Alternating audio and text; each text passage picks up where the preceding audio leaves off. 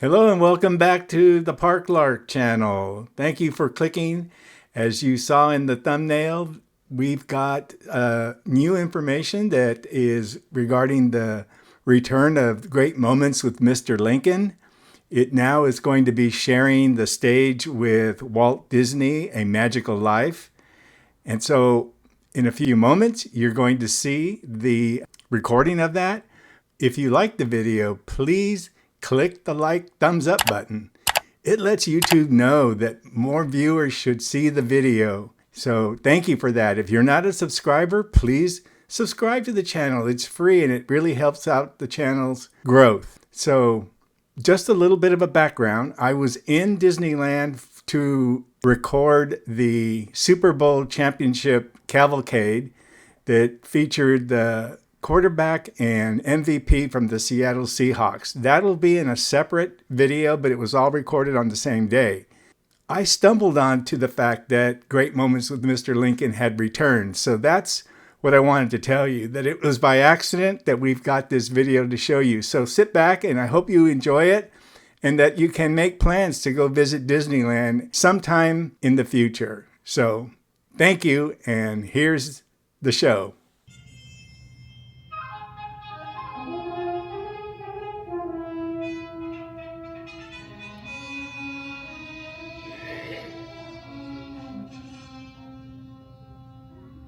Fourscore and 7 years ago, our fathers brought forth on this continent a new nation, conceived in liberty and dedicated to the proposition that all men are created equal. Now we are engaged in a great civil war, testing whether that nation, or any nation so conceived and so dedicated, can long endure. 10 brief sentences, so simple, so direct. Abraham Lincoln had not expected his words to live beyond their temporary moment, but time and history would dictate otherwise. And so today, his Gettysburg Address is immortal, a rich and treasured part of our country's heritage.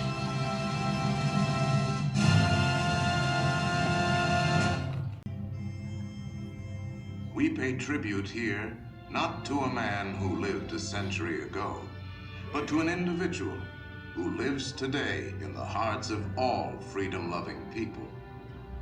His prophetic words are as valid for our time as they were for his. And now, the skills of the sculptor and the talents of the artist will let us relive great moments with Mr. Lincoln.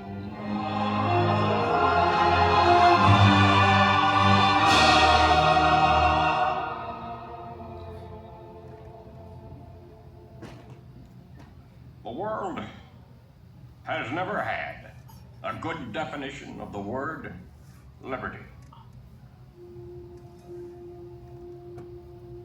And the American people just now are much in want of one.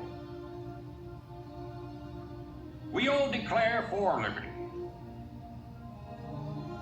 but in using the same word, we do not all mean the same thing. What constitutes the bulwark of our liberty and independence? It is not our frowning battlements, our bristling seacoasts. These are not our reliance against tyranny. Our reliance is in the love of liberty, which God has planted in our bosoms. Our defense is in the preservation of the spirit which prizes liberty as the heritage of all men, in all lands, everywhere. Destroy this spirit, and you have planted the seeds of despotism around your own door.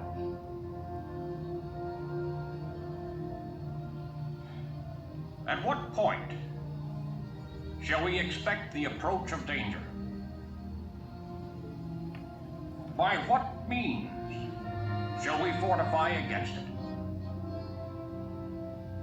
Shall we expect some transatlantic military giant to step the ocean and crush us with a blow? Never. All the armies of Europe, Asia, and Africa combined could not by force take a drink from the Ohio or make a track on the Blue Ridge in a trial of 1,000 years. At what point, then, is the approach of danger to be expected? I answer, if it ever reach us, it must spring from amongst us. It cannot come from abroad. If destruction be our lot, we ourselves must be its author and finisher. As a nation of free men, we must live through all times, or die by suicide.